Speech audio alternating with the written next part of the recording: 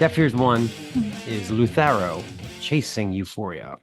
There are a lot of popular acts out there, from In This Moment to Infected Rain to Ginger, that have a heavy rock styling with vocals that slide in and out of melodic to aggressive. But what makes them all different is the style of the music that runs underneath.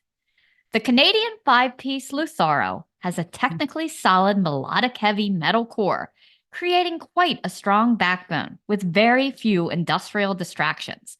These guys are cut from the mold of Shadows Fall.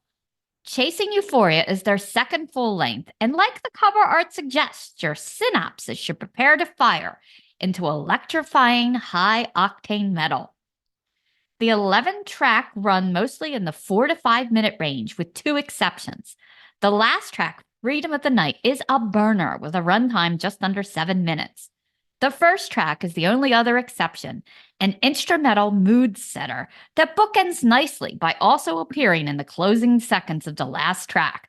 Suddenly, it's a dark and stormy night with swelling cellos and James Bond movie opening sequence soundtrack feel. It creates a slightly ominous yet dramatic mood. Then the Reaper's Call spews out next with the metallic drums of Corey Hoffing tapping and quickly accelerating to warp cruising speed as a throaty scream erupts. There is no looking back now. The raven-haired ball of fury that is Krista Shippenbottom alternates her vocals from a raptor tonsil-bleeding bark to showing us her songbird softer side and back again for the verses, a la Shaky Sue of the Hellfreaks. I heard that when they brought her in as singer, they were casually talking backstage, and they said, if it doesn't work out, we can always ship her bottom back. No.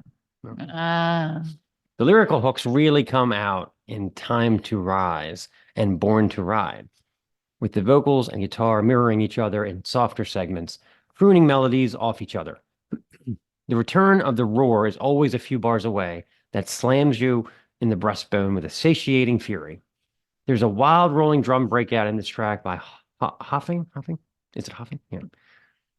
The return of the roar is always a few bars away that slams you in the breastbone with a satiating fury. There's a wild rolling drum breakout in this track by Hoffing, as well as guitar harmonies of Victor Hooker and John Raposo that bring to mind fellow Canadians Traveler and their epic riffage. Shippenbottom is full of venom as she sings, "There is more to what you see, unravel me. It is easy to stay quiet, but they will never silence me." The drums are downright infectious, headbanging, and Hoffing has some stunning drop-the-stick moments. Creating a King opens with a forbidding tolling bell, and there's luscious melodic guitar harmonies right out of the gate. Shippenbottom screams sound like she's being burned at the stake. Well, okay, maybe that was influenced by the song's music video, but at any standards, still chill bump inducing. And the guitar chuggy, Paradise or Parasite, you can really hear the creative oscillating bass tones of Chris Pacey.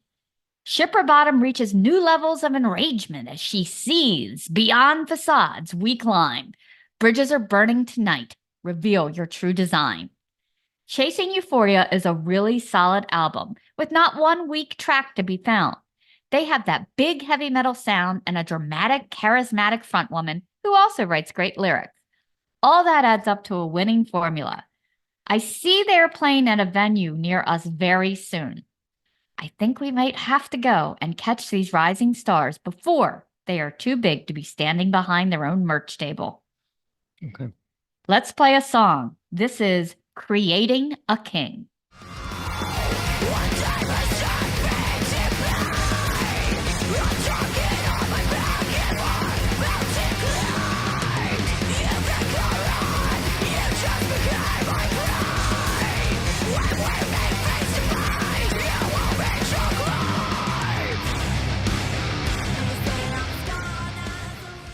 This is the Snaggletooth Rock and Roll Podcast.